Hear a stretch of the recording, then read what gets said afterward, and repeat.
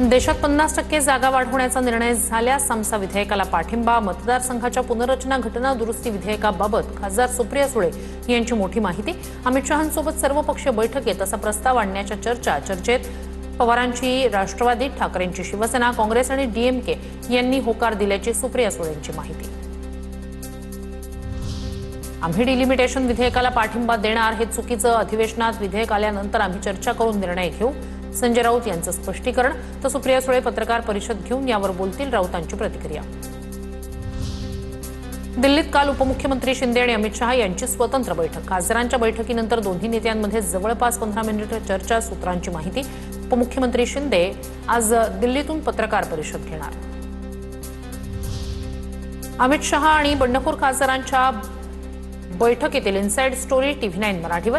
विकास कामांना निधी कमी पडू देणार नाही, तुम्ही निश्चिंत रहा, अमित शहा यांचा खासदारांना शब्द. सूत्रांची माहिती. मोठ्या कामांचा विषय एखाद्या कॅबिनेट बैठकीत घेऊ. शहांचं एकनाथ शिंदेंसमोरच बंडखोर खासदारांना आश्वासन. सूत्रांची माहिती. एकनाथ शिंदे गृहमंत्र्यांकडे चोरीचा माल घेऊन जातात. अमित शहांसोबत फुटीर खासदारांच्या भेटीवरून संजय राऊतांचा शिंदेंवर निशाणा. ज्यांच्या डीएनएमध्ये चोरी हाच एक विषय असेल तर त्यांच्याविषयी काय बोलणार. राऊतांचा शिंदेंवर हल्लाबोल. पवारांच्या एनसीपीच्या एनडीए सोबत जाण्याच्या हालचाली. राजकीय वर्तुळात चर्चा सुरू. असं घडल्यास अर्थखातं जयंत पाटील यांना मिळण्याची चर्चा. पण दोन्ही राष्ट्रवादींमध्ये अर्थमंत्रीपदासाठी चढाओढ. जयंत पाटील, सुनील तटकरे, प्रफुल्ल पटेल यांची वर्षा बंगल्यावर तासभर चर्चा झाल्याची सूत्रांची माहिती. भेटीचा तपशील अद्याप गुलदस्त्यात. मुख्यमंत्री देवेंद्र फडणवीस यांच्यासोबत नियोजित भेट होती. जयंत पाटील यांची माहिती. ईश्वरपूर नगराध्यक्षांच्या अपात्रतेप्रकरणी फडणवीसांची भेट. प्रफुल्ल पटेल आणि सुनील तटकरेंसोबत भेट झाली नाही. जयंत पाटील यांचं स्पष्टीकरण. उद्धव ठाकरे यांनी रामरक्षेची 2 पानं तरी वाचून दाखवावी. मुख्यमंत्री फडणवीसांचा टोला.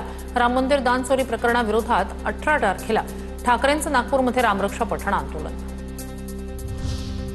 ज्यांना उत्तम रामरक्षा पाठ होती त्यांनीच अयोध्येतील राम मंदिर लुटलं. फडणवीसांनी आम्हाला सल्ला देण्यापेक्षा चोर कोण आहेत त्यांच्यावर कारवाई करावी.